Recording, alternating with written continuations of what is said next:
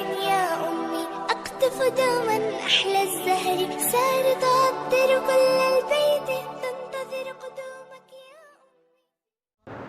ابھی میرا پنجاب میں بیان ہوا تو وہ مجھے بار بار کہہ رہے تھے کہ ہمارے جو بزرگ ہیں ان پر یہ اعتراض یہ اعتراض یہ اعتراض. میں نے کہا چلو مان لیا ہمارے بزرگوں پہ یہ اعتراض ہے, صحیح والے بزرگ لے آؤ. جیسے وہ منکرین حدیث بخاری مسلم کو غلط کہتے ہیں نا, ہم کہتے ہیں چلو فرض کر لو غلط ہے, تو صحیح نبی کے اقوال کی صحیح کتابیں کہاں ہیں؟ تو قرآن کی جو نبی نے تشریح کی ہے وہ کہاں گئی؟ تو ایسے ہی میں کہتا ہوں اگر ہمارے والے غلط ہیں تو صحیح والے تم سند کے ساتھ نبی صلی اللہ علیہ وسلم تک پیش کر دو کہ یہ میرے دادا بزرگ, یہ میرے پردادا بزرگ, یہ ان کے ابا بزرگ, اور یہ سلسلہ کہاں تک پہنچتا ہے؟ محمد صلی اللہ علیہ وسلم تک.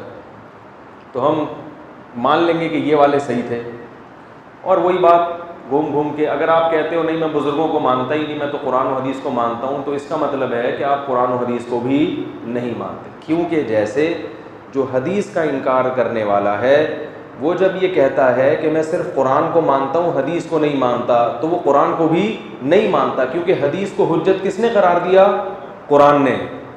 تو اسی طرح جو کہتے ہیں میں بزرگوں کو نہیں مانتا, یہ سب غلط ہیں, میں صرف قرآن کو مانتا ہوں, تو وہ قرآن و حدیث کو بھی نہیں مانتا, کیونکہ قرآن و حدیث کے مطابق امت میں کسی بھی زمانے میں بزرگ شارٹ نہیں ہوں گے, ٹھیک ہے نا. ہر دور میں بزرگ ہول سیل کے حساب سے موجود رہیں گے, یہ قرآن و حدیث سے ثابت ہے. نہیں آ رہی بات؟ ہاں اس میں فرق کرنا پڑے گا صحیح بزرگ اور غلط. تو آپ ہمارے والوں کو, جو ہمارے نہیں ہیں صرف سب کے ہیں, تھے وہ سب کے, لیکن آپ نے چونکہ ان سے کنارہ کشی اختیار کر لی, اپنے دامن کو ان سے دور کر دیا, اب آپ کے پاس بزرگ ہے نہیں, تو آپ نے جو سب کے بزرگ تھے ان کو ہمارے کھاتے میں ڈال دیا کہ یہ آپ لوگوں کے ہیں اور آپ ان کا دفاع کر رہے ہو, حالانکہ وہ سب کے ہیں. آج اگر کوئی امام بخاری پر اعتراض کرتا ہے تو ہم سب دفاع کریں گے نا. اب وہ کہے کہ تم اپنے بزرگوں کا دفاع کر رہے ہو, بھائی ہمارے نہیں ہیں تو سب کے ہیں.